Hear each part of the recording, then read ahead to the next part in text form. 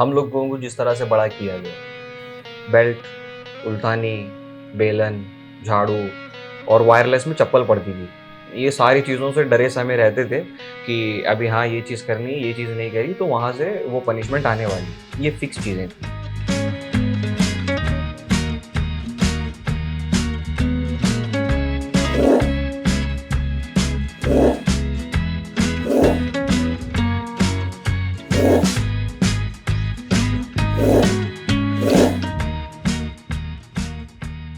Hello and welcome to social sphere, एक और नया एपिसोड।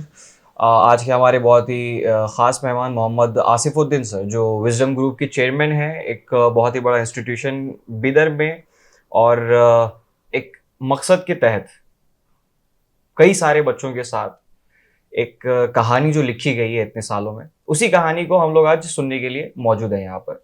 बहुत ही दिल्ली से मैं आपका खैरमकदम करता हूँ सर। बहुत बहुत शुक्रिया आपका वक्त देने के लिए। और इसी सवाल के साथ शुरू करूंगा कि कैसा महसूस कर रहे हैं, तबीयत वगैरह सब ठीक है आपकी? अल्हम्दुलिल्लाह आई एम फाइन। अभी कितनी उम्र हो गई होगी सर आपकी?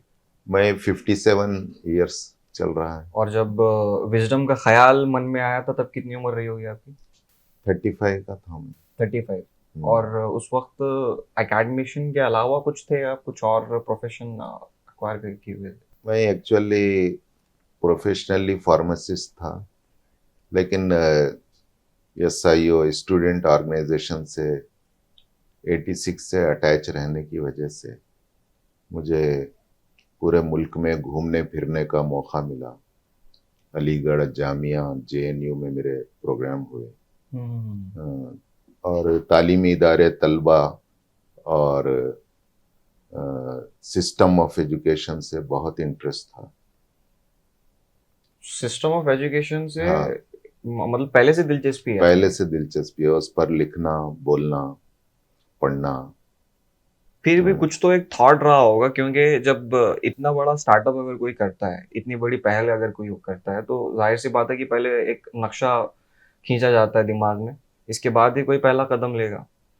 एक्चुअली होता ये था कि स्टूडेंट ऑर्गेनाइजेशन में रहने की वजह से हर साल एकेडमिक ईयर के आगाज में जून में 1 महीना एजुकेशन अवेयरनेस कैंपेन हम्म। हम चलाते थे और सलम्स में जाते थे, सर्वे करते थे, बच्चों की फीस अदा करते थे, उनको कापियां देते थे, फिर तकारीर करते थे, इंटेलेक्चुअल्स की मीटिंग्स करते थे, ग्रुप मीटिंग्स करते थे, ड्रॉप आउट को एडमिशन दिलाते थे।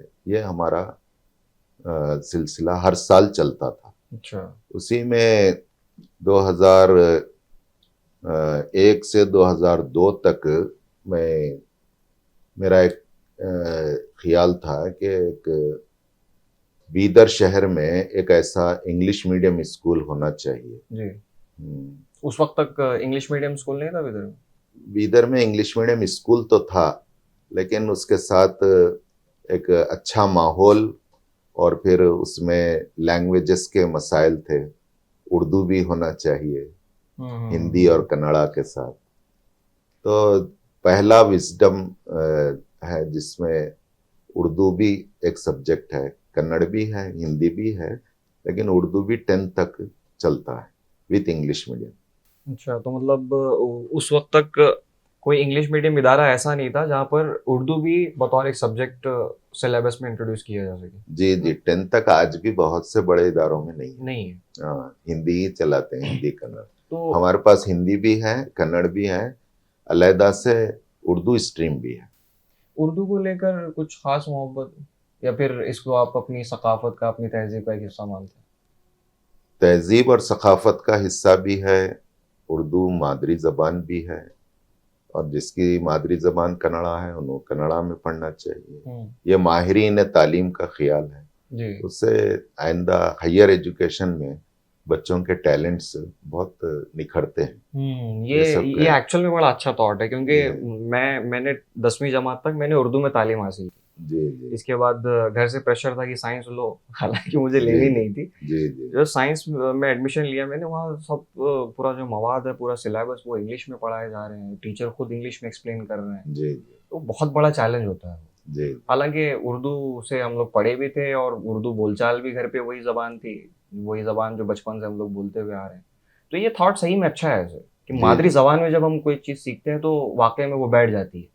इसीलिए मुझे स्कूल का याद है, 11th-12th ये का याद हमारा है। तजुर्बा कामयाब भी रहा। हाँ, हम्म, फीडबैक बड़ा अच्छा आया होगा बच्चों जी का। जी जी। कन्नड़ मीडियम और उर्दू मीडियम से जो बच्चे पढ़ते हैं उनका हुँ, हायर एजुकेशन बहुत स्मूथली कंप्लीट होता है, उनका ख्वाब पूरा होता है।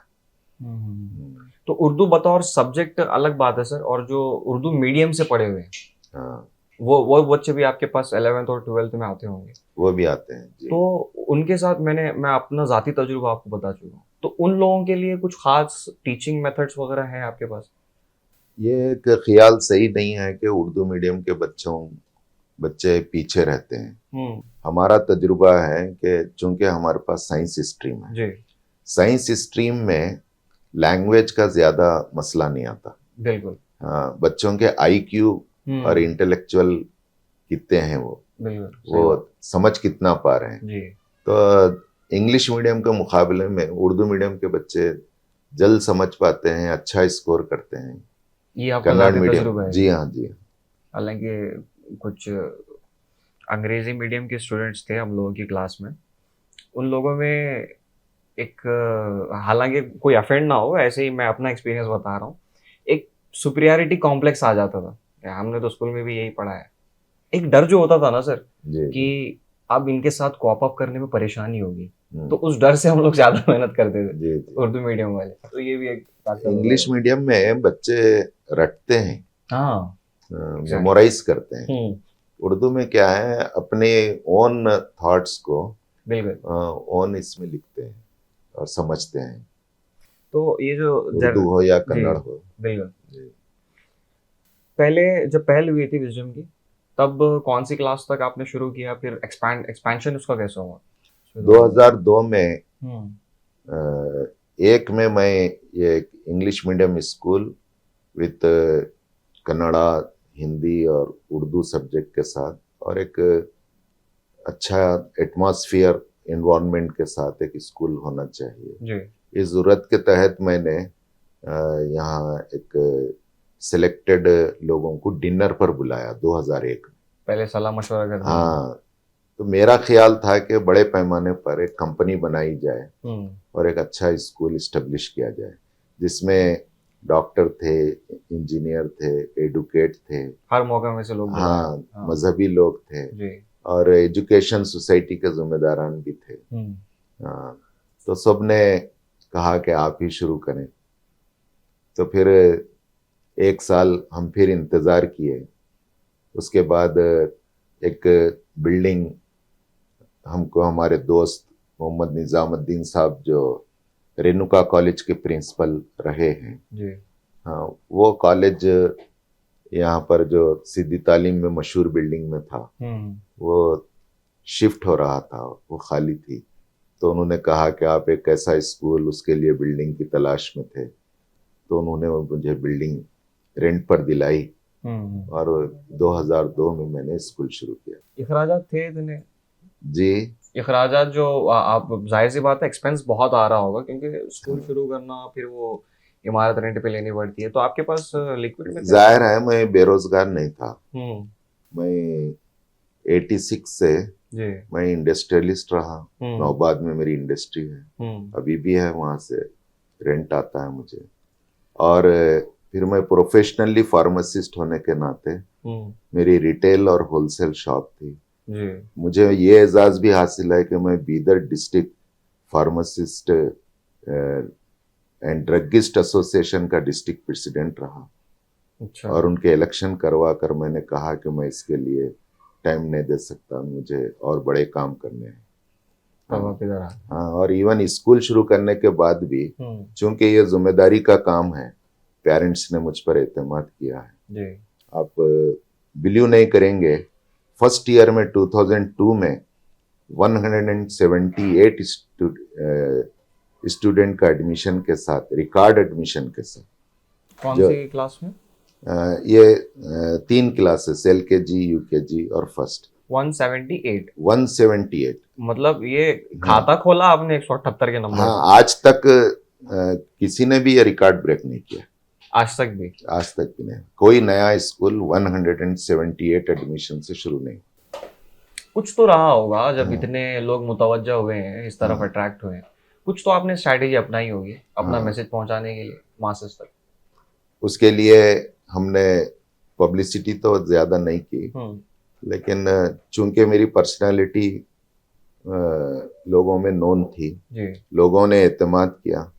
दूसरे कुछ हमने पेंटिंग ऐसी की, उससे भी अट्रैक्ट हुए। Paintings like what? जैसे paintings, wall paintings wall paintings जो स्ट्रीट पे होती हैं। हाँ, स्ट्रीट पे और खुद स्कूल के अंदर बच्चों की दिलचस्पी के चीजें, टॉयज, और फिर हमने जो करिकुलम अपनाया जी।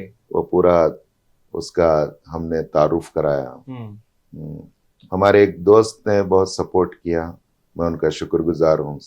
सैयद तनवीर अहमद साहब ने मुझे मुफीद मशवरे दिए। ये बचपन के दोस्त हैं आपके? हाँ। या यानी बचपन के दोस्त तो नहीं, हमारे यसाइयों के हाँ, सीनियर्स में से हैं। इंटेलेक्चुअल फ्रेंड्स हाँ, जिसको बोलते हैं। फ्रीलांस जर्नलिस्ट हैं वो भी, उन्हें भी तालीम से दिलचस्पी रही। जी। हम ख्याल।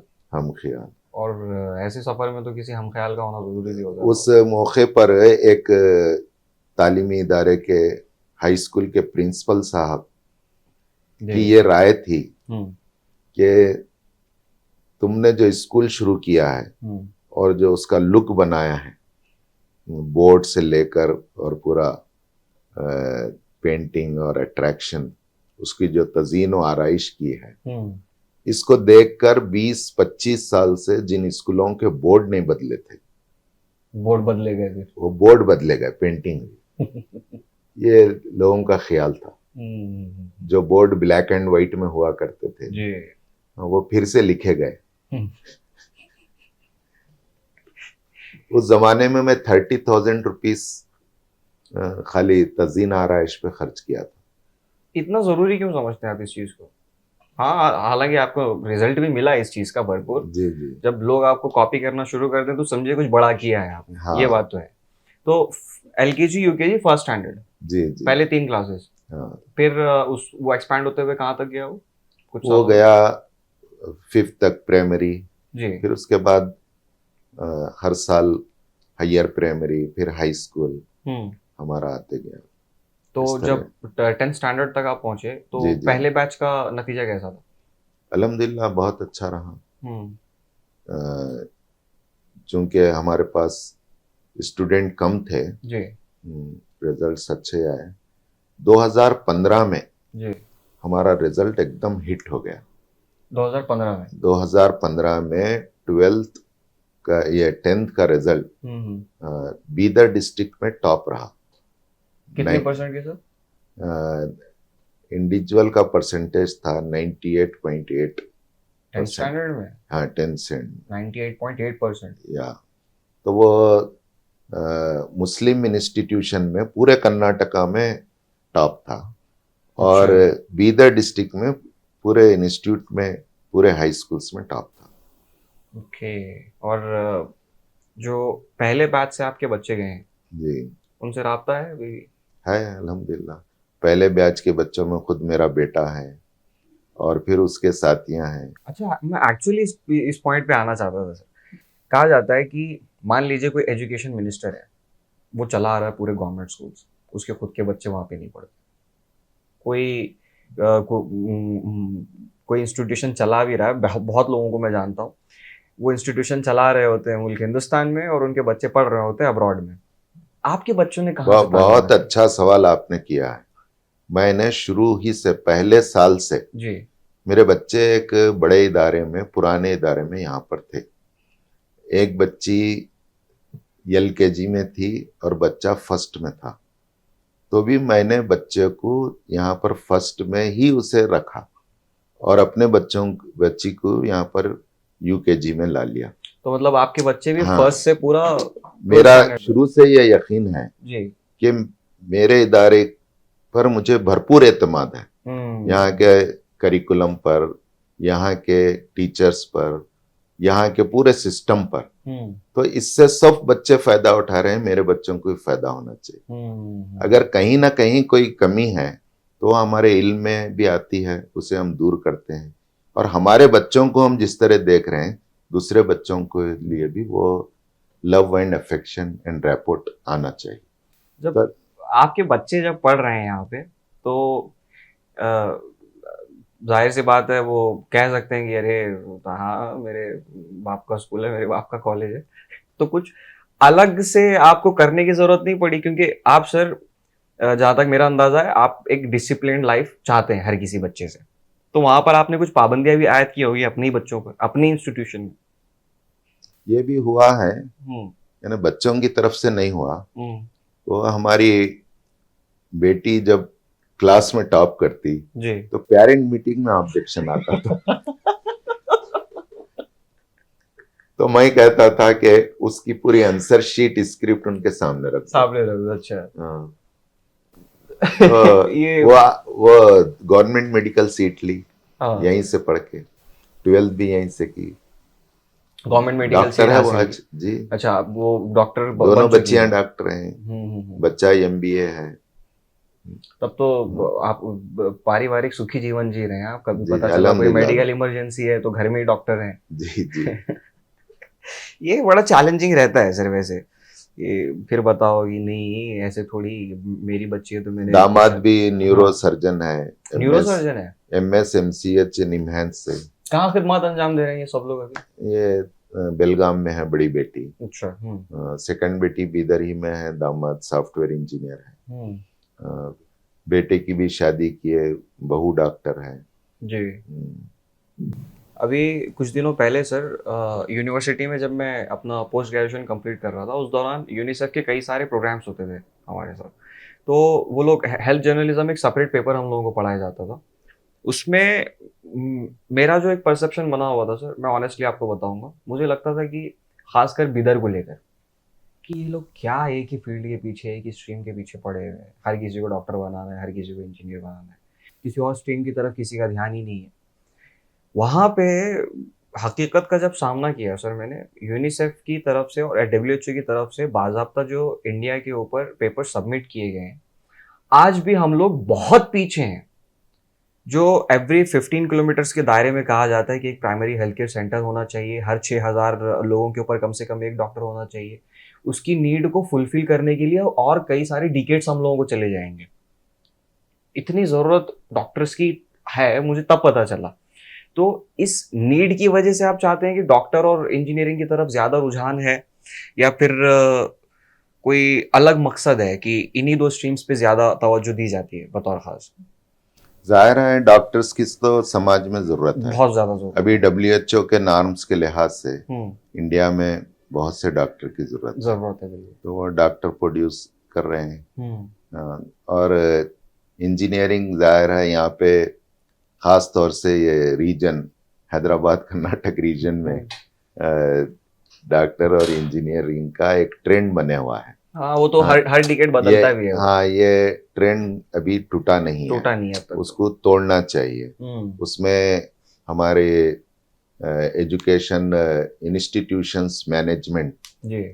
उस पर गौर कर रहे हैं कि हम्म बच्चों के एप्टीट्यूड टेस्ट कराए जाएं, उस पर आए। लेकिन अभी ट्रेंड बदलने टाइम लगेगा। खुद पेरेंट का भी ट्रेंड उधर ही है। ये न्यू एजुकेशन पॉलिसी अपना चुके हैं अभी, सिलेबस में इंट्रोड्यूस हो चुके हैं क्या वो? न्यू एजुकेशन पॉलिसी धीरे धीरे इम्प्लीमेंट हो रहा है, धीरे धीरे इम्प्लीमेंट हो रहा है। हाँ, आपका क्या फीडबैक है उस पर? न्यू एजुकेशन पॉलिसी के बहुत से पॉजिटिव पॉइंट्स हैं। उसमें सबसे अहम होलिस्टिक एजुकेशन है जी। आइंदा बच्चों के लिए, खास तौर से हायर एजुकेशन में, इवन हाई स्कूलिंग में इंट्रोड्यूस हो चुका है कि वो सब्जेक्ट को आप कर सकते हैं जी। अगर किसी को साइंस नहीं लेना है तो वो छोड़ सकता है। तो बहुत से उसके लिए आज़ादी है, फितरी है वो। लर्निंग इन्वायरमेंट पे मैं बात करूंगा सर, क्योंकि जब आप जो एक्स्ट्रा करिकुलर एक्टिविटीज़ पे तवज्जो देते हैं और जो किताबों से हटकर कई चीज़ों पर तवज्जो देते हैं, जैसे आपने बोला कि वो पेंटिंग बोर्ड्स चेंज करवाए कई सारे लोगों ने, तो एक इन्वायरमेंट की जहाँ तक बात की जाती है, माहौल सबसे पहले प्रोवाइड किया जाए बच्चों को। तो उस माहौल की अहमियत क्या देखते हैं आप? और जो धीरे-धीरे ये नई पॉलिसीज़ लाई जा रही हैं, इसका लर्निंग एनवायरनमेंट पे क्या असर पड़ रहा है आपके हिसाब से? जो तजुर्बा आपने देखा होगा स्कूल में बच्चे सीख रहे हैं। बच्चे सीख भी रहे हैं और बहुत सी चीजें उन्हें सिखाना भी है। हुँ, अ, चूंकि और ये प्राइवेट स्कूल्स में खास तौर से टीचर्स की ट्रेनिंग्स की ज़रूरत है, बिल्कुल, ये बात तो उनके है। अपग्रेडेशन की ज़रूरत हुँ, है। हुँ। तो ये धीरे धीरे हो रहा है काम और उस तरफ सबको आना है। हाँ, आप कुछ पर्सनली कुछ वर्कशॉप्स लेते हैं टीचर्स के? क्योंकि आप खुद भी एक इतने सलाहियतमंद आदमी हैं, तो ज़ाहिर-सी बात है आप मीटिंग में सबको बताते होंगे कि देखिए नहीं आपको ये चीज़ करनी है, आपको ये चीज़ करनी है।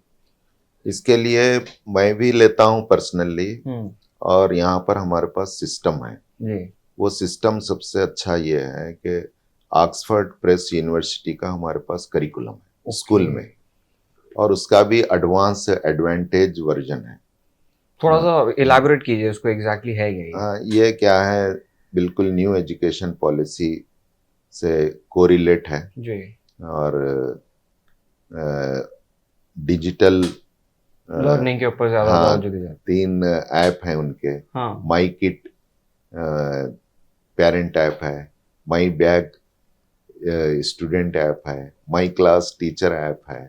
तो ये पेरेंट्स, फिर बच्चे, फिर टीचर, तीनों के टीचर, लिए सेपरेट ऐप। हाँ, और सीबीएसई नॉर्म्स के तहत उसमें पूरे वर्कशीट्स हैं और एक्स्ट्रा एक्टिविटीज हैं बच्चों के लिए। कुछ आउट ऑफ द स्कूल भी विजिट्स हैं। हुँ, जैसे अभी अ, हमने विजिट कराई जेडपी ऑफिस की। जी। जेडपी के सीईओ जो आईएएस ऑफिसर हैं, हुँ, हुँ। दुबई सर, जी। उनके साथ हमारी बच्चों की टीम उनके ऑफिस में मुलाकात करके उनसे इंटरेक्ट करके आई। तो उनका क्या फीडबैक था? वो भी तो जानते होंगे जी ये जी जी, डिजिटल लर्निंग वाले में? उनका वो भी बहुत मुतासिर रहे हुँ, बच्चों से और बच्चों को उन्होंने एडवाइस किया कि हायर एजुकेशन में आप बड़े ख्वाब देखें। हुँ, हुँ, हुँ। ये थॉट्स आते कहाँ से हैं सर? जैसे ये बताया आपने ऑक्सफोर्ड वाला, एग्ज़ैक्टली ऐसे तो है नहीं कि किसी ने तजवीज़ किया होगा। आप कंटिन्यूअसली या फिर कई और देशों के भी एजुकेशन मॉडल्स को आप स्टडी कर रहे होंगे यहाँ के निज़ाम को बेहतर बनाने के लिए। कहाँ से आते हैं ख़्याल ये सब? ये मलेशिया का हमने एक देखा है जी। और फिर ये ऑक्सफोर्ड वालों का भी देखा है। हुँ। आप खुद स्टडी करते रहते हैं या कोई तजवीज़ करता है आपको? नहीं, मैं भी स्टडी करता हूँ, मशवरे भी लेता हूँ। हुँ, हुँ, हुँ। उसमें हमारे, जैसा कि मैंने कहा, तनवीर अहमद साहब इसी फील्ड में हैं। हुँ, वो अब एक अच्छे एजुकेशनिस्ट हैं, जी, जी। अवार्ड्स लिए हैं हुँ, हुँ। और मरकज़ी तालीमी बोर्ड के ज़िम्मेदार हैं। पूरे मुल्क में दौरे करते हैं, जी। तजुर्बात हैं उनको। तो वो मेरे खैर ख़्वाहों में से हैं, हमेशा मशवरे देते रहते हैं। उनको बुलाया भी मैं यहाँ कैंप भी करते हैं और टीचर्स की ट्रेनिंग होती है, बच्चों का मोटिवेशन होता है। हुँ। हाँ, उड़ान नाम से किए। अभी हमने इस विजडम स्पार्क के नाम से 2 दिन बच्चों को किसी इन्हीं एक्टिविटीज के लिए हमने सेलिब्रेट किया। ये एक्चुअल में ज़रूरी भी है क्योंकि जब बच्चा कहीं किसी इंस्टीट्यूशन से पास आउट हो रहा है सर, आज का दौर जो है वो कम्युनिकेशन का दौर है। जब तक आप वोकल नहीं होंगे आप मतलब आपके पास पूरा खाना बनाने की सामग्री मौजूद है। अगर आप सर्व नहीं कर पाएँगे तो वो वैल्यू नहीं समझी जाती। कहीं पे इंटरव्यूज़ में भी बच्चे अगर जाते हैं, तो वो शुरुआत से उन्हें ट्रेनिंग नहीं दी पाती है। अपने दम पे वो कुछ बोल पाएँ किसी के सामने, कॉन्फिडेंटली बात कर पाएँ, ऐसा बहुत कम जगह पर होता है। हालाँकि आप शायद इस चीज़ को लेके थोड़ा-सा कॉन्शियस हैं कि नहीं, इस चीज़ पर भी तवज्जो दी जानी चाहिए, है ना? तभी ये एक्स्ट्रा करिकुलर एक्टिविटीज़ भी होती हैं शायद। स्टूडेंट का मोटिवेशन हुँ, बहुत ज़रूरी है। ज़रूरी है। हम तो करते ही हैं, हुँ, हम दूसरे स्कूलों में करते हैं तो अपने स्कूल में भी करते हैं। जी, करना भी चाहिए, करना भी चाहिए। टीचर्स का भी करते हैं। स्टूडेंट के मोटिवेशन के सिलसिले में मैंने बेंगलुरु के सिग्मा फाउंडेशन के जो मोटिवेशनल स्पीकर हैं, अमीन मुदस्सिर, उनको जी, बुलाया फिर कलकत्ते से एक रिंग कमांडर शमीम अख्तर को बुलाया, और एक बेंगलुरु के कैरियर गाइडेंस के एक एक्सपर्ट हैं डॉक्टर काजिम को बुलाया। जी फिर पूना के हमारे सईद अहमद साहब से तो आप वाकिफ हैं, हाँ, उनके भी हमने प्रोग्राम कराए। फिर इसी तरह एजुकेशन डिपार्टमेंट के भी कुछ एक्सपर्ट्स, सब्जेक्ट एक्सपर्ट्स रहते हैं, मोटिवेशन स्पीकर्स रहते हैं, उन्हें हमने बुलाया। आपको ये जानकर हैरत होगी कि 2014 में जी जो नेशनल लेवल की साइंस एग्जीबिशन हुबली में लगी थी, अगस्तिया एक फाउंडेशन है जी जिसको बहुत से मल्टीनेशनल्स फंड करते हैं, और यही फाउंडेशन हर जगह साइंस सेंटर्स चलाती है, जी उसके जेर निगरानी चलती। तो नेशनल लेवल का सेकंड नेशनल अवार्ड जी विजडम स्कूल के 9th के स्टूडेंट्स ने हासिल किया 2014 में। 2000। फर्स्ट अवार्ड गुजरात से, कर्नाटक से विजडम स्कूल। तो आप समझते हैं कि वो जो तो हाँ, उसके जो जजेस थे जी मल्टी पावर जनरेशन प्रोजेक्ट वो बनाए थे बच्चे। तो वो जो जजेस थे उसमें इंडियन इंस्टीट्यूट ऑफ साइंस के साइंटिस्ट थे।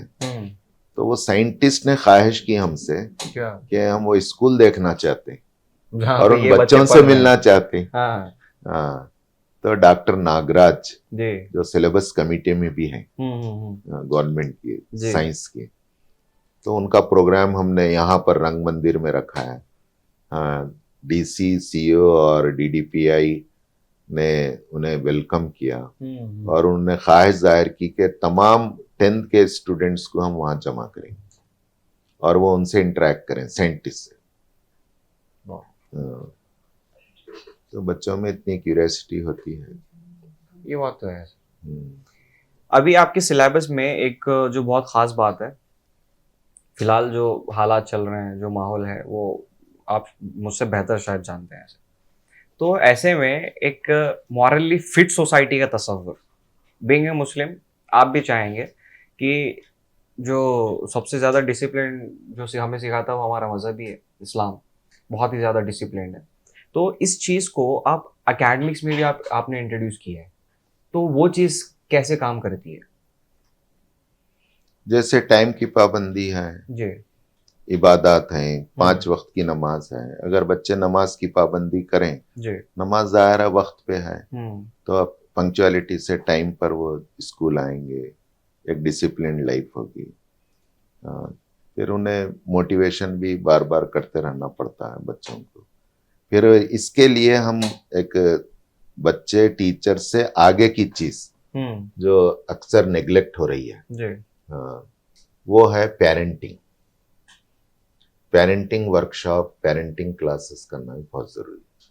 तो हम हर साल 2 पेरेंटिंग वर्कशॉप एक्सपर्ट्स को बुला के करते हैं, जिसमें पेरेंट आज के नए माहौल में आप जो पूछे हैं सही है कि कभी बच्चे पेरेंट के लिए चैलेंज थे, लेकिन मैं कहूँगा कि आज बच्चों के लिए पेरेंट भी चैलेंज बन गया है।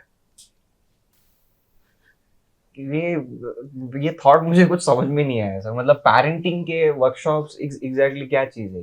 पेरेंटिंग के वर्कशॉप यानी पेरेंट के जनरली जो शिकायत होते हैं अपने बच्चों से बिल्कुल, कि बच्चा जल्दी उठता नहीं, बच्चा जल्दी तैयार होता नहीं, बच्चा पढ़ता है तो याद नहीं करता, बच्चा जिद करता है जी, बच्चा बात नहीं सुनता। तो इन चीजों को हम एड्रेस करते हैं, इन इश्यूज को कि इसके साथ कॉप अप कैसे करना है। एक दूसरा, एक हद तक बच्चे की जो फितरी चीजें हैं जी, उसको पेरेंट को सुनना है।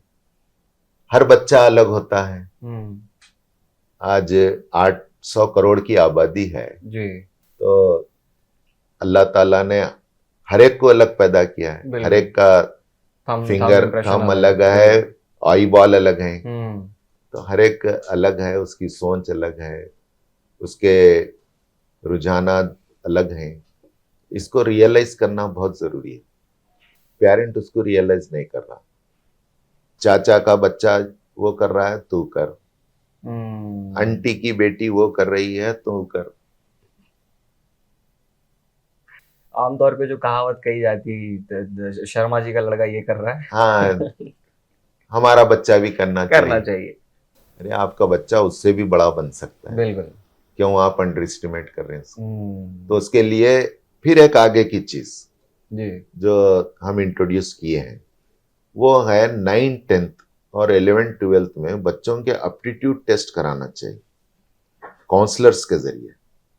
ये काम क्योंकि बहुत सी पेचीदगियां आ रही हैं आजकल डिजिटल वर्ल्ड की वजह से, बच्चों के माइंड भी मुतासिर हैं और पेरेंट के माइंड भी मुतासिर है। बिल्कुल। हाँ, वो कोई सही डिसीजन नहीं ले पा रहे। जी। तो इसके लिए काउंसलर्स के जरिए साइंटिफिकली आप मंतिकी तौर पे उनके एप्टीट्यूड टेस्ट कराएं, जिसमें इंटरेस्ट टेस्ट होता है, उनका कैपेसिटी टेस्ट होता है। इंटरेस्ट और कैपेसिटी मैच कर रहा है नहीं, और उसकी रिपोर्ट ऐसी होती है जैसे मार्क्स में नहीं होती, जानते हैं आप काउंसलर की रिपोर्ट जैसी ब्लड टेस्ट की रिपोर्ट होती है, पूरे ये फर्स्ट प्रियोरिटी कौन से फील्ड में ये सक्सेस होंगे। इसको शायद साइकोमेट्रिकल टेस्ट नाम से साइकोमेट्रिक भी बोलते हैं इसे। तो मैंने कराया 350 बच्चे, 350 बच्चे हमारे पास, सिर्फ विजडम के नहीं पूरे अदर स्कूल्स के कॉलेजेस के आकर दिए। हमारे पास वो भी प्रोग्राम है बेंगलुरु के अच्छे काउंसलर्स और एकेडमीज के जरिए। ये एक्चुअल में बहुत अंडररेटेड चीज है सर। आजकल अगर मैं मेरे खुद के पेरेंट्स की बात करूं, हम लोगों को जिस तरह से बड़ा किया गया है, बेल्ट, उल्तानी, बेलन, झाड़ू और वायरलेस में चप्पल पड़ती थी, ये सारी चीज़ों से डरे समय रहते थे कि अभी हाँ ये चीज़ करनी है, ये चीज़ नहीं करी तो वहाँ से वो पनिशमेंट आने वाली है, ये फिक्स चीज़ें थी। और हालांकि ना मेरे वालिद पढ़े लिखे हैं ना मेरी वालिदा पढ़ी लिखी हैं, मगर उन दोनों को, और क्योंकि वो पढ़े लिखे नहीं थे इसीलिए तालीम की अहमियत उनमें ज़्यादा भी थी, तो वो चाहते थे कि नहीं हमारा बच्चा पढ़े। तो जब तक वो सख्ती से पेश आ सकते थे वो सख्ती से पेश आए। मैं आपको बताऊं सर, 12th में मेरा फिजिक्स में बैकलॉग लगा था, साइंस में। तो रिजल्ट मैंने देखा, चलो बैकलॉग लग गया। अब मैं इस टेंशन में हूँ कि पापा की तरफ से आएंगे, लात आएगी, घूसे आएंगे, ऊपर साए जाएंगे दबा के, मम्मी मारेंगी फुल, और भाई वो अलग तलखियाँ बरसाएगा। ये सारी चीज़ें दिमाग में चल रही हैं। मैं घर पे पहुँचा तो क्या हुआ रिजल्ट का, एक पेपर, बैठा हूँ कोने में, चेहरा एकदम उदास है। अब मुझे लगा सब लोग मारने वाले हैं, मगर एक्चुअल में मेरे वाले साहब के जो जुमले थे, मैं हिल गया था अंदर से। कोई बात नहीं, सप्लीमेंट्री एग्जाम होता है ना, उसमें निकाल लेना। ये सही है। हाँ मैं सर, यानी टोटल 6 सब्जेक्ट 5 सब्जेक्ट में आपका एक सब्जेक्ट जा रहा है। एग्जैक्टली तो उसको पेरेंट्स को पॉजिटिव ये लेना चाहिए कि बेटा आप 5 सब्जेक्ट में पास हो, वो सर, और उसे एक छोटा सा गिफ्ट आइसक्रीम की शक्ल में, टॉफी की शक्ल में देना चाहिए। सर गिफ्ट तो छोड़िए, आपने आमिर खान का सत्यमेव जीते, उसमें एजुकेशन का मैं एक देखा और बहुत मुतासिर हुआ। बहुत उन्होंने कहा कि उनके सर्वे के मुताबिक जबकि 90% पेरेंट ऐसा है जो बच्चा, पेरेंट घर आने के बाद बच्चे से पहला सवाल ये करता है कि आपने होमवर्क किया कि नहीं। बिल्कुल। सिर्फ 8 to 10% पेरेंट ऐसा है जो विश करता है, मुस्कुराता है और दूसरी बात करता है। ये ट्रेंड भी खत्म होना चाहिए। बिल्कुल। तो अभी हम भी जिस तरफ जा रहे हैं स्कूलों में, होमवर्क होमवर्क होमवर्क, हम इसको भी थोड़ा सा बैलेंस करना चाहते हैं। अब नई पॉलिसी में क्लास वर्क बढ़ाना है, आपको क्लास वर्क बढ़ाना है। हाँ, और होमवर्क कम करना है। पेरेंट क्या चाहता है, बच्चा इंगेज हो जी। हाँ, तो आप इंगेजमेंट के लिए कुछ असाइनमेंट दे सकते हैं। असाइनमेंट इंटरेस्टिंग भी होने चाहिए, इंटरेस्टिंग भी होना चाहिए। हाँ, तो ये कुछ नई चीज भी आप इंट्रोड्यूस कर रहे हैं या चल रही है अभी? नहीं चल रही, शुरू हो चुकी है। पेरेंट को हमने ये बता दिया है कि आप होमवर्क कम आएगा, आप परेशान होने की जरूरत नहीं है। इसमें सर जो इस चीज की तरफ थोड़ा सा आइए आप, बच्चे जब आते हैं, जब पेरेंट मीटिंग होती है बतौर खास, उसमें शायद खुद भी आप अटेंड करते होंगे पेरेंट्स को, जी जी उनका फीडबैक कलेक्ट करने के लिए। जी जी। तो जो बच्चों के पेरेंट्स पढ़े लिखे नहीं है, वो लोग कैसे कोऑपरेट कर रहे हैं सर अपने बच्चों के साथ? यहाँ पर आप सुनकर हैरत होगी आपको, अब ट्रेंड बदल रहा है। जो कम पढ़े लिखे हैं या पढ़े लिखे नहीं हैं, जी। उनका शदीद एहसास है कि उनके बच्चे पढ़ना। पढ़ना बिल्कुल। हाँ। और जैसा भी है वो पेरेंट मीटिंग अटेंड करते हैं और उनके बच्चे पढ़ रहे हैं रेगुलर। और जो पढ़े लिखे हैं, जाहिर है उनका थोड़ा सा स्मार्ट वर्क होता है। बच्चों को देखते हैं, वो तो पढ़ते ही हैं।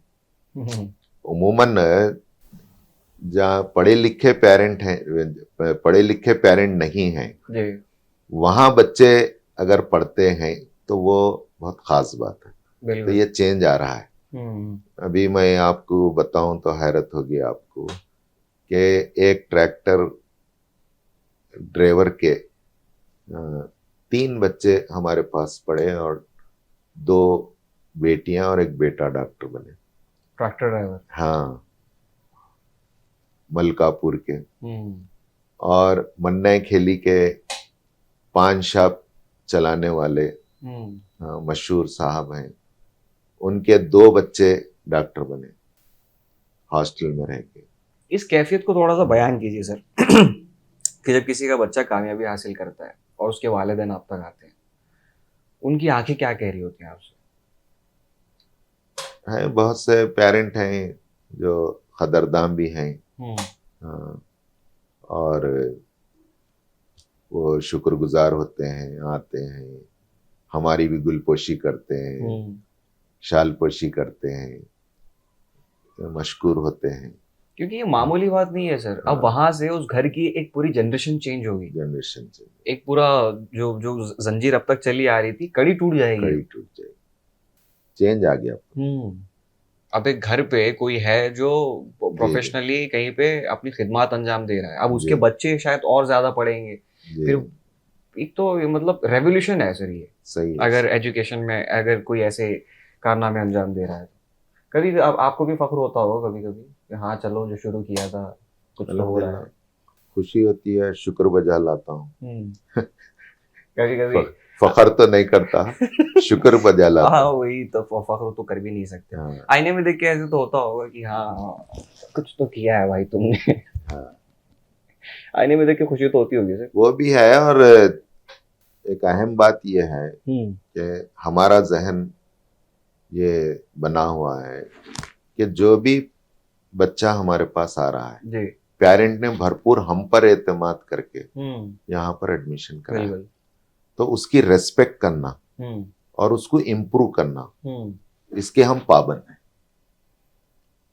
ये हमारी जिम्मेदारी है। ओके। तो इस एहसास जिम्मेदारी के तहत हम काम कर रहे हैं। अभी 11th और 12th स्टैंडर्ड में आपके पास बतौर खास जैसे आपने बताया कि जो सोसाइटी को डॉक्टर्स की नीड है अभी, उसको फुलफिल करने के लिए क्या अलग प्लान्स है? और एक बहुत ही बड़ा चैलेंज होता है स्टूडेंट्स के सामने नीट एग्जाम का, उसके लिए क्या ऐसा खुसूसी मवाद आप पेश कर रहे हैं बच्चों को? क्या ऐसे यूनिक कुछ स्ट्रक्चर दे रहे होंगे या कुछ तो होगा?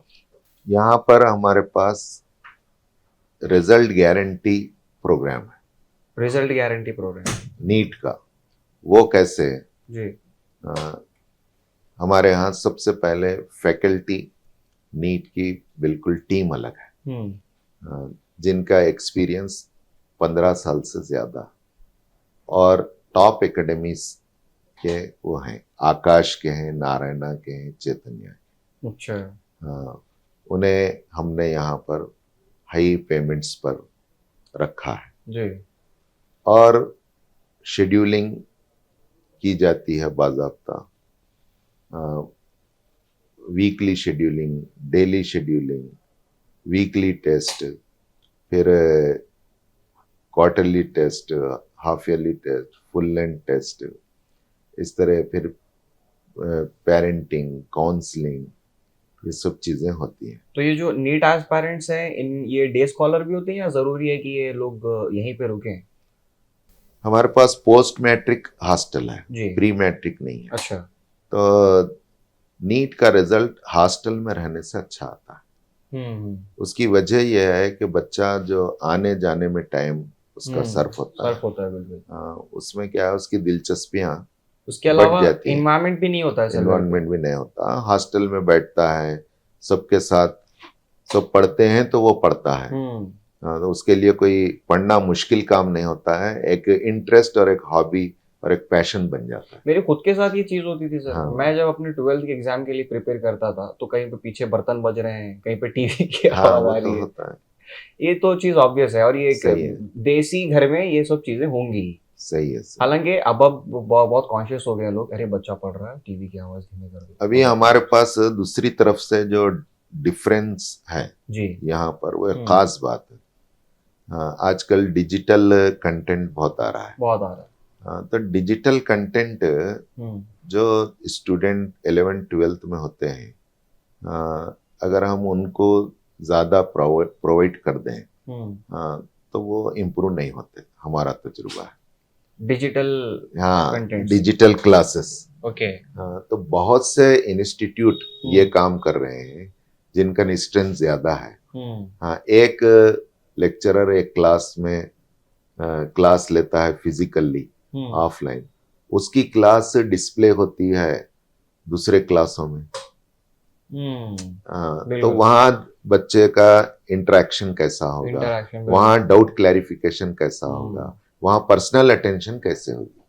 हम तो जब तो हमारे पास डिजिटल कंटेंट भी है, और उसको हम नेक्स्ट एजुकेशन कहते हैं। यानी आप जो भी पढ़ाना है, लिखाना है, प्रैक्टिस है, इन सब के बाद लास्ट में आपको एक डिजिटल क्लास देना है। एग्जैक्टली सर, ये हाँ। चीज है, क्योंकि हम लोग जब क्लास में ये बहुत हो रहा है। हाँ। ये मार्केटिंग भी बहुत हो रही है जी। उससे पेरेंट भी धोखा खा रहा है, बच्चे भी धोखा खा रहे हैं। वो चैलेंज आज बीदर तक भी पहुंच चुका है, आप समझ रहे होंगे। हाँ, समझ रहा हूँ मैं। तो क्वालिटी और क्वांटिटी में आप फर्क देख रहे हैं मतलब? बहुत फर्क है। तो मतलब क्वांटिटी से क्वालिटी इफेक्ट होती है? अगर आप क्वांटिटी अगर थोड़ी कम हो और उस पर फोकस करें, तो आपका इनपुट अगरचे के एवरेज हो, आप उसको प्रोसेस करके आप उसको नीट लेवल तक ला सकते हैं। और क्वांटिटी बढ़ जाए, इनपुट अच्छा है, अच्छा बच्चा आ जाए और उसको प्रोसेस सही ना हो, तो रिजल्ट डाउन आ जाए, बिल्कुल आउटपुट ये नहीं आएगा। तो प्रपोर्शनेट रिजल्ट हमारा दूसरे कॉलेजों से आज 10 साल से अच्छा है। ये बात बहुत सही है सर। हम लोग क्लास में सोचते थे, उड़ता हुआ डस्टर आता था हम लोगों के पास। जी जी। पता रहता था सामने एक फिजिकली एक आदमी खड़ा है, जिसके हाथ में एक स्टिक है, जिसके हाथ में किताब भी है और एक चौक भी है, और वो कुछ कर रहा है सामने बैठ के। सामने एक स्क्रीन लगा दी है। आजकल मैं बच्चों को भी देखता हूँ सर, मेरी खुद की जो सिस्टर्स हैं वो घर में बैठ के क्या कर रहे हैं फोन में, नहीं तो हम लोग ये पढ़ रहे हैं, फलाना कोई कॉन्सेप्ट पढ़ रहे हैं, कोई बायोलॉजी की हम लोग क्लास सुन रहे हैं। एक तो उसमें आंखें इफेक्ट होती हैं सर, और उस चीज का जब आदमी आदी हो जाता है ना, तो जो फिजिकल इंटरेक्शन वाली बात ही नहीं रहती उसमें। और ऐसे बच्चे ज्यादातर इंट्रोवर्ट्स निकलते हैं, फिर आगे जाके सोसाइटी से इंटरेक्ट नहीं कर पाते हैं। जी जी। ये चीज तो है, इसके ड्रॉबैक्स हैं कहीं ना कहीं। या फिर कह सकते हैं कि जो डिजिटली जो कंटेंट दिया जा रहा है उसको, जैसे आपने बोला कि लास्ट में आप दे रहे हैं, तो वो कैसे वर्क कर रहा है? जैसे पूरा आपने बच्चों को बैठा के इंडिविजुअली केयर करके सबको पढ़ा दिया। डिजिटल कंटेंट की अहमियत से किसी को इनकार नहीं, उसकी अपनी जगह अहमियत है। हाँ, लेकिन उसी पे बच्चा डिपेंड रह जाए या बार बार उसको बताकर उसका टाइम पास किया जाए, हाँ, तो जहाँ स्ट्रेंथ ज्यादा होती है ये काम होता है, और जहाँ मार्केटिंग ज्यादा हो जाती है बच्चे मुतासिर होकर उसकी तरफ चले जाते हैं, और जो पहले काम होना है उनका, हाँ, एक्सप्लेनेशन का, अंडरस्टैंडिंग का, प्रैक्टिसिंग का, टेस्ट और असेसमेंट का, लेक्चरर से डाउट क्लैरिफिकेशन का, ये जो 9 सीढ़ी वो चढ़ना है वो नहीं चढ़ रहे जी। और वो डायरेक्ट 2 सीढ़ी से 12वीं सीढ़ी पे जाना चाहते हैं।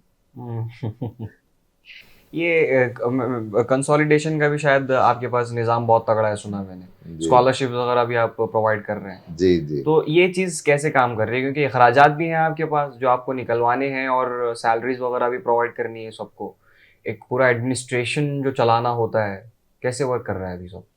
हमारा ज्यादा फोकस गुज़िश्ता सालों से जी। कंसोलिडेशन पे ही रहा है। एक्सपेंशन के मुकाबले में कंसोलिडेशन पे मैं ज्यादा यकीन रखता हूँ। ओके। क्योंकि ये जिम्मेदारी का काम है। एक्सपेंशन भी होना चाहिए। यहाँ पर कंसोलिडेशन में रिजल्ट्स अच्छे आते हैं, सुपरविजन होता है और काम कंट्रोल में होता है।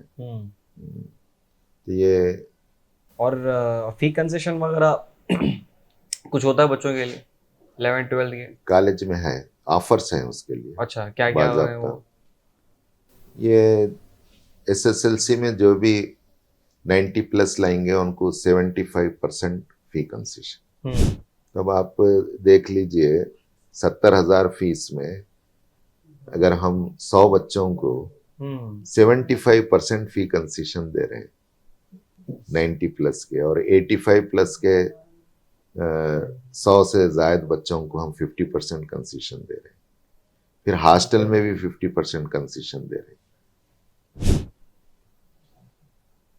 कंसेशन कुछ ज्यादा नहीं हो गया सर? ज्यादा अच्छा है। एक चीज, विजडम के कुछ स्टूडेंट्स हैं, मेरे भी कुछ दोस्त रहे हैं यहाँ से बिदर में, जब मैं काम करता था उस दौरान पे। उन लोगों का कहना है कि विजडम में खाना बहुत अच्छा मिलता है। क्या है खाने के पीछे कहानी है? खाना हमारे पास, बच्चा देखिए 3 चीजों से हॉस्टल में रहता है। एक तो एजुकेशन अच्छी हो, बिल्कुल। दूसरे एकोमोडेशन अच्छा हो, तीसरे खाना अच्छा हो। हाँ, तो खाना अच्छा है वो मीनू हम देते हैं, और फिर हम खुद एक टाइम का खाना लंच हॉस्टल में बच्चों के साथ करते हैं, जस्ट टू क्वालिटी चेक। हाँ, और लेक्चरर भी वही खाते हैं जो बच्चा खाता है, सबके लिए यूनिफॉर्म। वाह। तो ये जो मेन्यू है वो बच्चों के अनुसार सेट होता है? जी हाँ, बच्चों के अनुसार सेट। क्या बताओ आज क्या खाना है? खैर वो तो देखना पड़ेगा, उतना याद नहीं है। सही है सर। तो खाने पे इतनी तवज्जो, क्योंकि पेट खुशबाश रहेगा बच्चा अगर खाना अच्छा मिलता है तो। खाना अच्छा देना चाहिए। तबीयत भी बिगड़ जाती है ना खाना अगर सही से नहीं होता है तो। हाँ सही है। सेहत का बहुत, हालांकि बहुत से इश्यूज हॉस्टल्स के आप न्यूज में जी देख रहे होंगे, पढ़ रहे होंगे, फूड पॉइजनिंग हुआ, ये हुआ, वो हुआ। अल्हम्दुलिल्लाह वैसा हमारे पास अभी तक कुछ नहीं हुआ है। सही है सर। ये एक मॉरली फिट सोसाइटी का जो तस्वुर है वो आप एजुकेशन के बिना देख सकते हैं, या फिर एजुकेशन का क्या किरदार है इसमें? और फिलहाल बिदर में आपको लगता है कि कितनी ज़रूरत है इस चीज़ की, एजुकेशन में काम करने की, और या फिर आपका इंस्टीट्यूशन जिस तरह से काम कर रहा है उसमें कुछ रेवोल्यूशन आया है? मॉरली एजुकेशन का रोल मॉरली किसी पर्सनालिटी को ट्रांसफॉर्म करने के लिए बहुत ज़रूरी है। लेकिन आजकल जो ये बच्चों को सिर्फ मार्क्सवादी बनाया जा रहा है जी, उससे कहीं ना कहीं थोड़ा सा एथिक्स और मॉरल एजुकेशन अफेक्ट हो रहा है। तो उसको भी इंटीग्रेट करना बहुत ज़रूरी है। बिल्कुल। तो मैंने स्कूल में मैंने खुद सिलेबस बनाया है केजी से 10th तक का। केजी से 10th तक का सिलेबस आपने डिजाइन हाँ, किया? मॉरल का, मॉरल अच्छा। एंड एथिक्स के नाम से वो हमारे पास पढ़ाया जाता है। एक अलग से सब्जेक्ट की सूरत में। अलग से सब्जेक्ट की सूरत में उसका एग्जाम भी लिया जाता है। और भी कुछ मॉरल वैल्यूज हैं जो बच्चों को सिखाने के लिए आउटिंग जरूरी है, विजिट जरूरी है।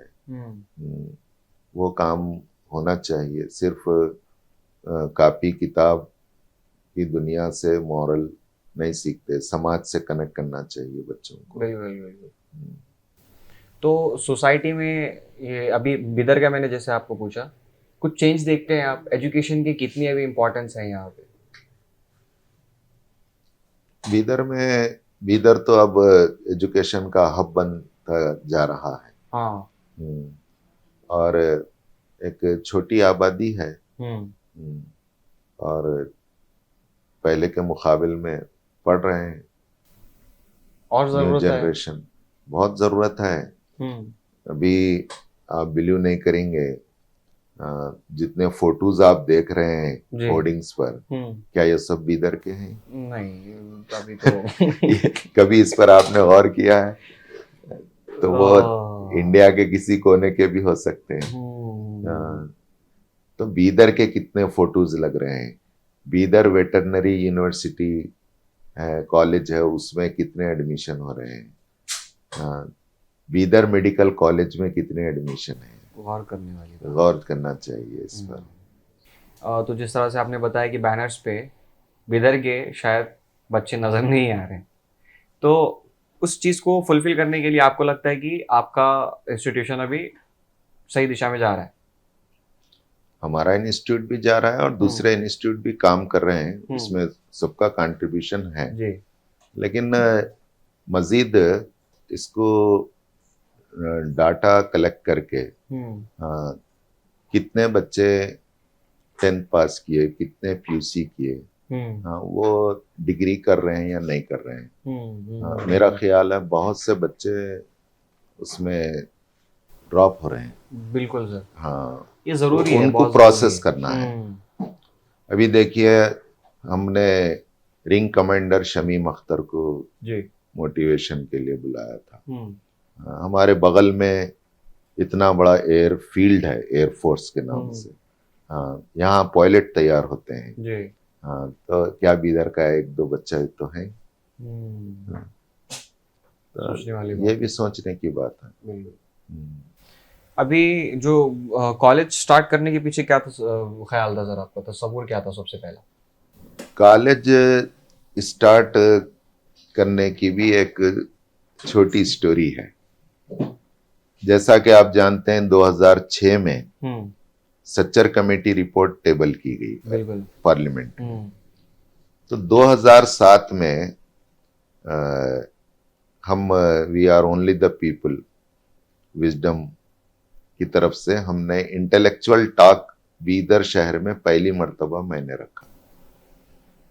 सच्चर कमेटी की रिपोर्ट के आधार पे विजडम स्कूल में रखा। हमारे बुजुर्ग सहाफ़ी खाजी अरशद अली साहब, चीफ एडिटर बीदर की आवाज़, सुर्ख ज़मीन, अल्लाह उन्हें सेहत व आफियत से रखे। उनके मोटिवेशन पर उन्हें गेस्ट बुलाकर, और सैयद तनवीर अहमद साहब, ये दोनों ने प्रेजेंट किया। डिस्कशन हुआ पहली मर्तबा, और उसका लर्निंग आउटकम ये आया कि बीदर शहर में जो 12th की स्टूडेंट हैं, खास तौर से लड़कियां साइंस के एक एक सब्जेक्ट के लिए शहर के एक एक कॉर्नर पर जा रहे हैं। सुबह 6 बजे उठना, एक जगह जाना, पूरा शाम के 8 बजे तक कहीं फिजिक्स के लिए जा रहे हैं, कहीं केमिस्ट्री के लिए, कहीं मैथ्स के लिए, कहीं बायोलॉजी के लिए। तो एक शेड के नीचे पीसीएमबी की बीदर शहर के लड़कियों के लिए एक 6 महीने की 12th के लड़कियों को कोचिंग होनी चाहिए। हाँ, तो वो हमारे गले पड़ गया और हमने एकेडमी शुरू कर दी। अभी स्कूल हमारा 6-7 तक था, हम 12th के गर्ल्स को कोचिंग शुरू कर दिए। वो एक 3 साल चला, उससे इंस्पायर होने के बाद कुछ खैर खाओं ने मशवरा दिया कि आप जो एफर्ट्स इसके लिए लगा रहे हैं, हाँ, इतने ही एफर्ट्स में एक ऑर्गेनाइज्ड कॉलेज चलाया जा सकता है। हाँ। तो हमने कॉलेज शुरू किया।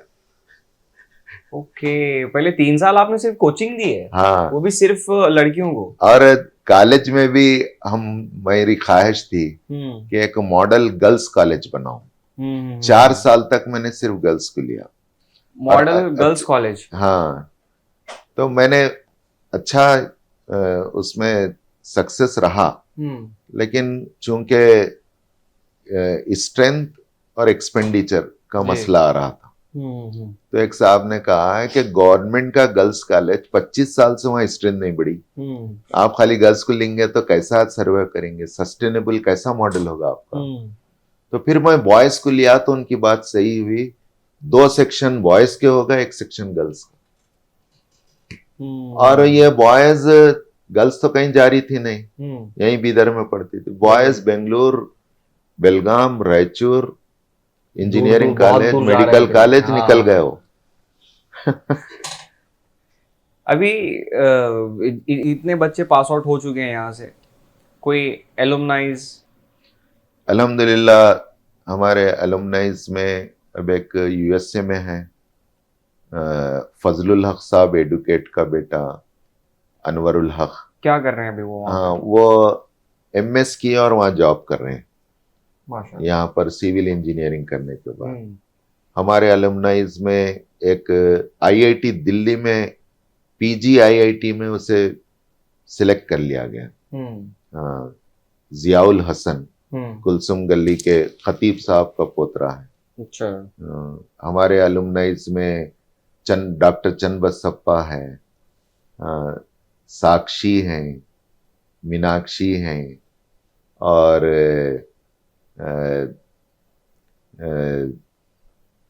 एक एमएस समरीन कौसर हैं, काबिल जिक्र, फर्स्ट बैच की, जो केजी से हमारे पास पड़ी बच्ची, वीटीयू को टॉप की हो ट्रिपल ई में जीएनडी से, उसके कई होर्डिंग्स जीएनडी वालों ने लगाए। और बाकी प्रोफेशंस में है कुछ? मेडिकल प्रोफेशन में कुछ स्टूडेंट एमडी कर चुके हैं, प्रैक्टिस कर रहे हैं। अभी कर रहे हैं प्रैक्टिस? हाँ, कर रहे हैं, डॉक्टर बन चुके हैं। कुछ लोग ऐसे बोलते होंगे कि सर आ जाओ, आपका तो मुफ्त में इलाज कर देंगे हम लोग कभी। है, वैसे भी है।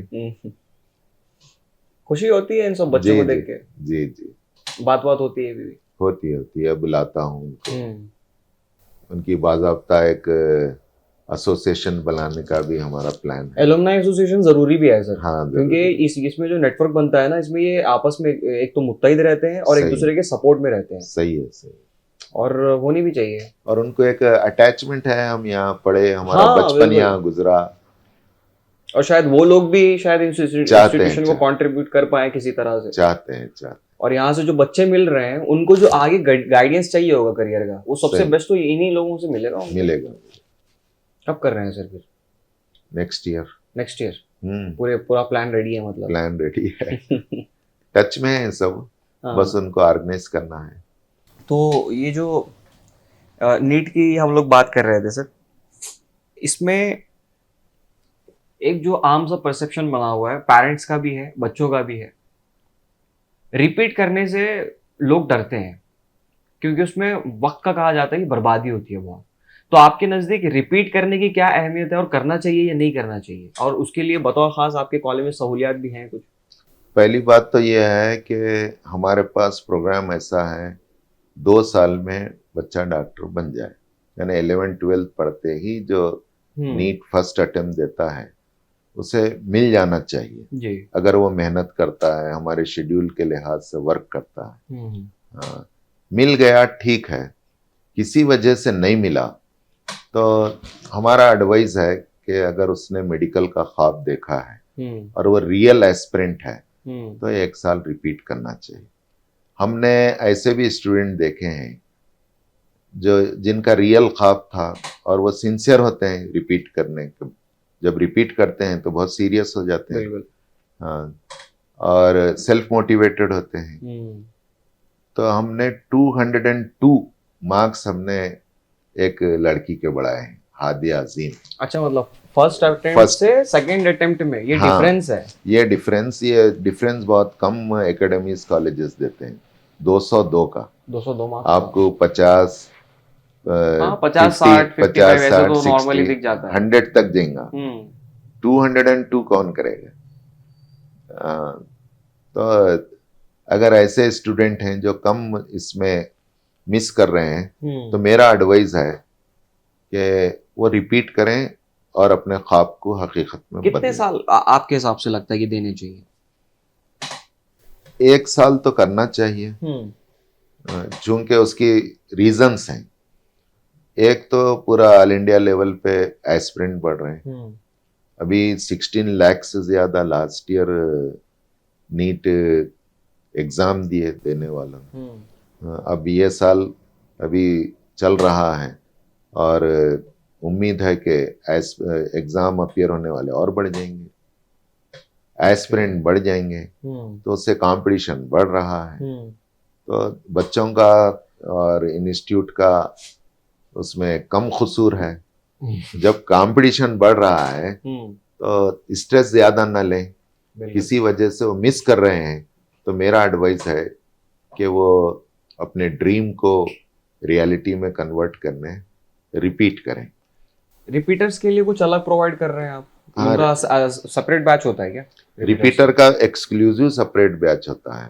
उसका एक्सक्लूसिव प्रोग्रामिंग अलग होती है पूरी, और उसकी प्रोग्रामिंग गारंटी सीट की रहती है।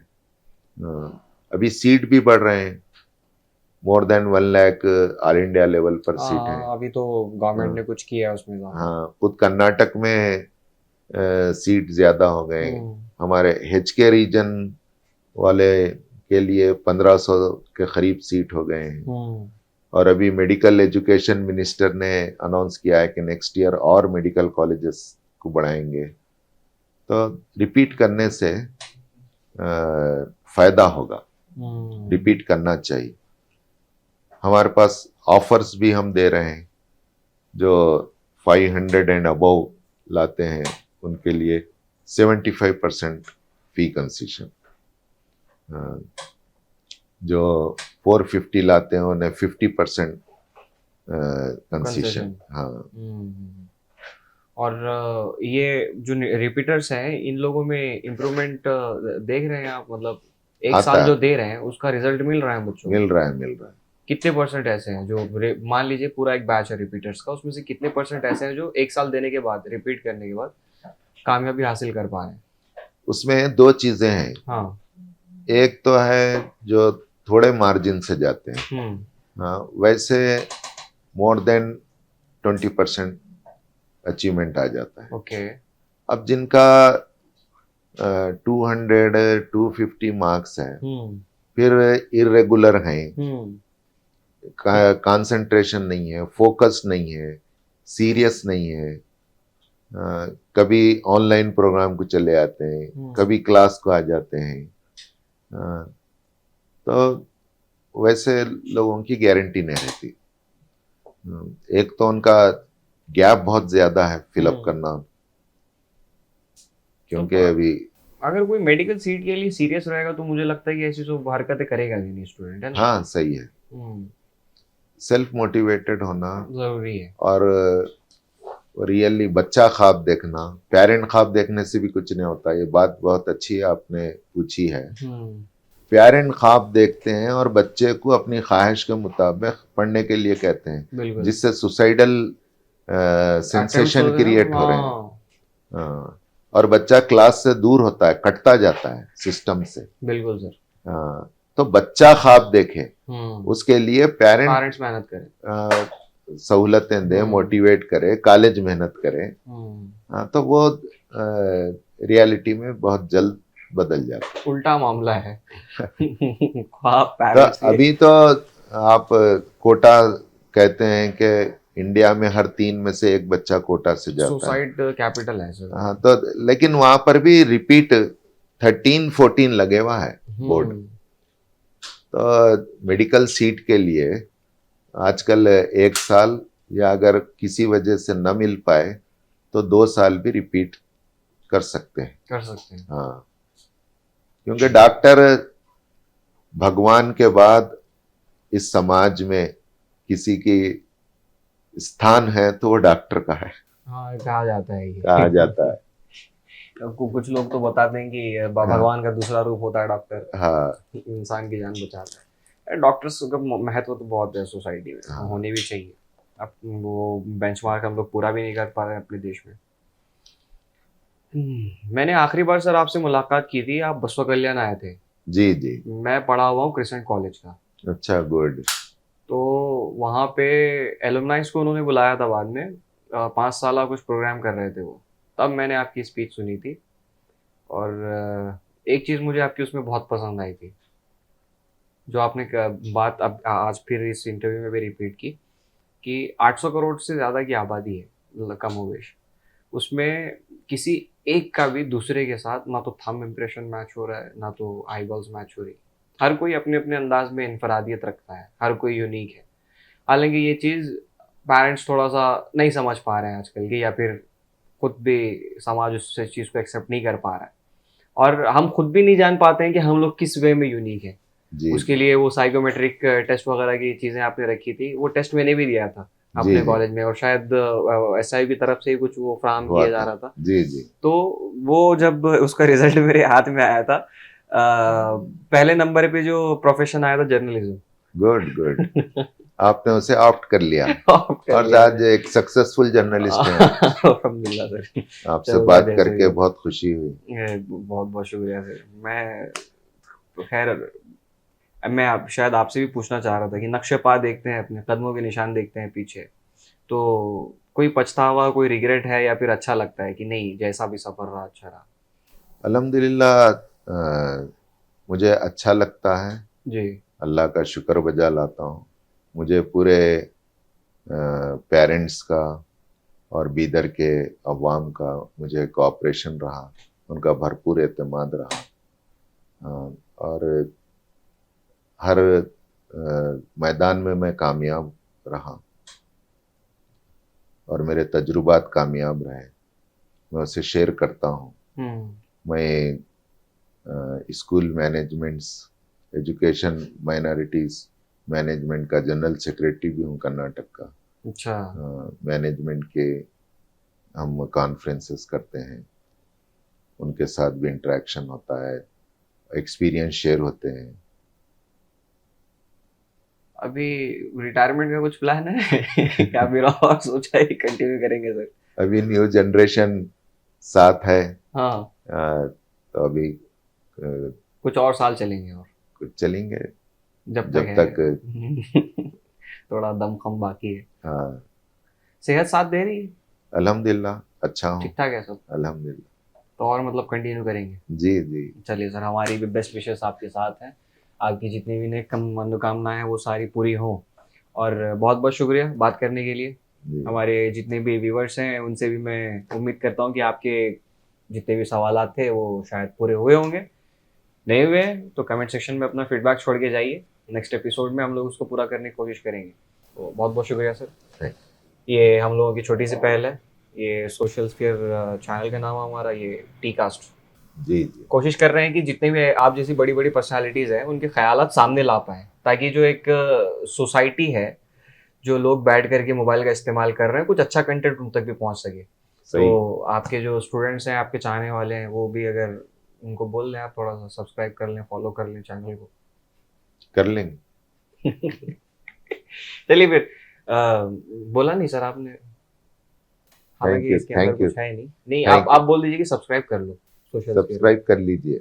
देखिए, जितने भी स्टूडेंट हैं सर के बतौर खास, वो हाँ। लोग तो कर ही सकते हैं। आप मान लीजिए गुरु दक्षिणा दे रहे हैं आप लोग। चलिए मिलते हैं फिर अगले एपिसोड में। बाकी कमेंट सेक्शन में ज़रूर बताना अपना फीडबैक, और फॉलो और सब्सक्राइब ज़रूर करिए। बोर्ड से लेकर पूरा पेंटिंग और अट्रैक्शन 25 साल से जिन स्कूलों के बोर्ड नहीं बदले थे, बोर्ड बदले गए, पेंटिंग बच्चे पढ़ रहे होते हैं गाँव में, आपके बच्चों ने बहुत अच्छा सवाल आपने पूछा था। अगर कहीं ना कहीं कोई कमी है तो हमारे इल्म में भी आती है। उस जमाने में मैं 30,000 रुपीज